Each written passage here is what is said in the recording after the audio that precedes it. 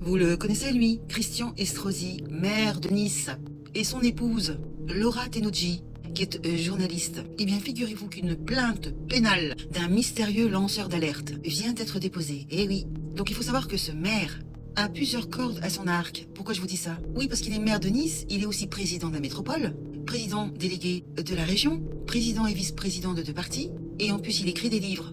Et en plus de tout ça, il a donc le temps de faire une activité de conseil qui lui rapporte énormément d'argent. C'est pour ça qu'il y a un lanceur d'alerte qui a déposé plainte. Oui, parce que l'histoire est un peu louche. Écoute. La réalité de prestations fournies par le couple, contrepartie de revenus, des revenus facturés sur les 2 sociétés du couple. Alors je précise que vous n'avez pas eu accès à tous les éléments du dossier, donc je ne vais pas vous interroger sur le fond, mais j'aimerais savoir pour vous, cette affaire, quelle interrogation soulève-t-elle?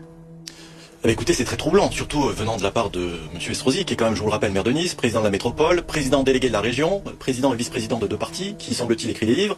Et là, on apprend qu'il exerce une activité de conseil qui lui rapporte plusieurs centaines de milliers d'euros. D'ailleurs, c'est pas contesté dans l'article de Nice Matin. Il conteste pas ses prestations, il conteste pas l'argent touché. Les 2 entreprises auraient reçu 1,5 million d'euros en 1 an et demi. Voilà, donc c'est des grosses sommes, il faut fournir un travail. Donc comment il trouve le temps? Alors soit, effectivement, il arrive à faire tout ça, et on peut se demander si c'est vraiment un maire à temps plein, très concentré sur ses fonctions. Soit il faut s'interroger, comme peut-être va le faire la justice, sur la contrepartie de cet argent. Est-ce que vraiment il a fourni des prestations de conseil, ou est-ce que ça rémunère d'autres choses? Ça j'en sais rien. Donc évidemment. pour vous, ça interroge sur le principe de disponibilité d'un élu? Oui, mais en règle générale, et je ne parle pas que du cas de M. Estrosi, tous les élus qui subitement se mettent à faire des activités de conseil, soit en tant que consultant ou en tant qu'avocat d'affaires, ça interroge, parce que ça permet, si vous voulez, ces activités de conseil, d'empocher de l'argent de manière très opaque, puisqu'on ne connaît pas la liste des clients. Et voilà, c'est très troublant qu'un élu subitement exerce ce type d'activité. Et puis il y a la question de la disponibilité. Celui qui parle, c'est Jean-Christophe Picard. C'est un conseiller municipal de l'opposition.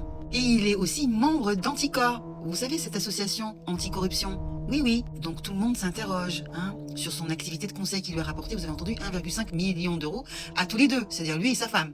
Où trouve-t-il le temps de faire tout ça? Ça, c'est la question numéro 1. Explication. Donc la plainte a été déposée contre X. Elle a été adressée au parquet national financier, PNF, le 6 octobre 2025.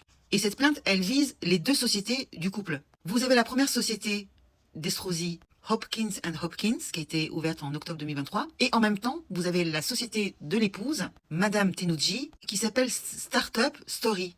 Donc, la plainte mentionne 2 chefs d'infraction. Vous avez abus de biens sociaux et recel d'abus de biens sociaux. Le montant évoqué, c'est 1,5 million d'euros, qui a donc été versé entre mai 2024 et juin 2025 par une société mystérieuse qui s'appelle Smart Good Think Holding, SGTH. Donc c'est cette société qui leur a versé 1,5 million d'euros.